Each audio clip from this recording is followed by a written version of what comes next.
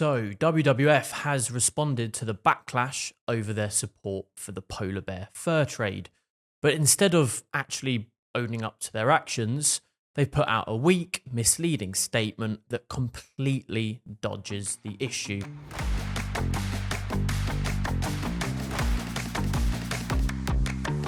Now, if you missed my previous video, here's the lowdown. I reported on The Guardian's article which explained how WWF has repeatedly lobbied against a full ban on the international polar bear fur trade.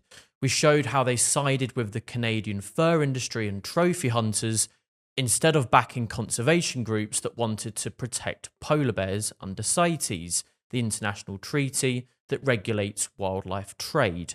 Now, the original article got decent traction, and our video was also shared widely, leading to thousands of people quite rightly calling WWF out on social media. And then, under pressure, WWF finally responded. So here's what they had to say. We believe the recent Guardian article misrepresents WWF's position on polar bear conservation, and we are addressing inaccuracies with the publication. They then added, WWF does not lobby for or work to support or promote the polar bear fur trade. Our work focuses on scientific monitoring, non-intrusive tracking, climate impact research, and habitat protection. We remain committed to polar bear conservation. Sounds fair enough until you actually look at what WWF has done, because this statement is carefully worded to avoid admitting the truth. WWF might not be openly advertising the polar bear fur trade on their website, but what they have done repeatedly is oppose international efforts to ban it. Let's break this down. So in 2010 and 2013, the US and Russia tried to increase protections for polar bears under CITES. This would have banned the international trade in polar bear skins, ending the commercial slaughter. So WWF had a choice. Support the ban and actually protect polar bears, or back the Canadian fur industry and trophy hunters. Now, surely they would support the ban. Well, guess which side they took? WWF decided to oppose the ban. Not speculation, not a rumour. This is literally on record. WWF's 2013 position paper, which you can still find readily available online, argued against uplisting polar bears to CITES Appendix 1. In other words, they fought to keep the fur trade legal. In 2017, WWF Canada wrote a letter stating WWF does not support uplisting of the polar bears on the Convention of International Trade in Endangered Species, and publicly commented against the September 2015 proposal to list polar bears on Appendix 1. And if that wasn't clear enough, here's a direct quote from WWF's own lead specialist on Arctic conservation, Brandon LaForest. The WWF has advocated in international forums such as CITES to defend international polar bear trade. So what's changed? WWF is now desperately trying to rewrite history because they got caught. Their next excuse is that international trade is not a major threat to the species. Really?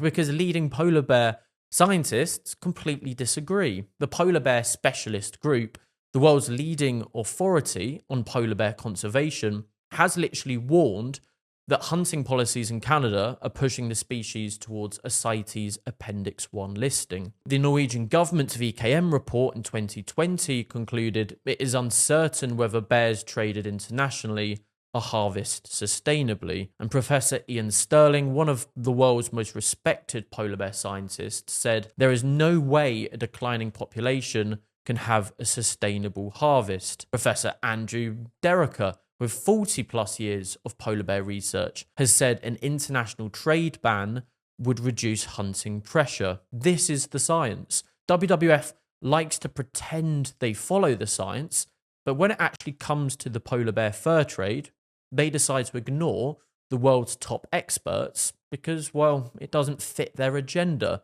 And what exactly is that agenda? WWF doesn't just oppose a ban on polar bear fur. They've consistently supported weaker protections for other species under the excuse of sustainable use. In 2022, WWF lobbied against stronger protections for elephants at CITES, and they argued against a ban on the hippo ivory trade. They even pushed for weaker protections on Namibia's white rhinos, literally making it easier for trophy hunters to kill them. It's just crazy. And every time WWF are exposed, they come out with the same boring, robotic response that it's a complex issue. No, it isn't. There is nothing complex about killing endangered animals for profit. But WWF supports it because their entire conservation model is basically built around the idea that wildlife should be commercially exploited. And that's why they lobby to protect the polar bear fur trade. And it's not just me saying this.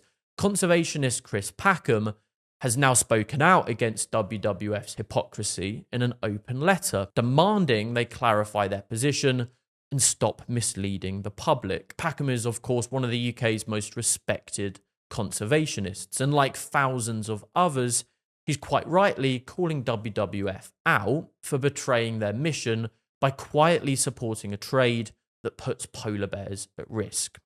So, WWF, are you going to ignore him too? Because the public is watching. WWF claims they do not support the fur trade.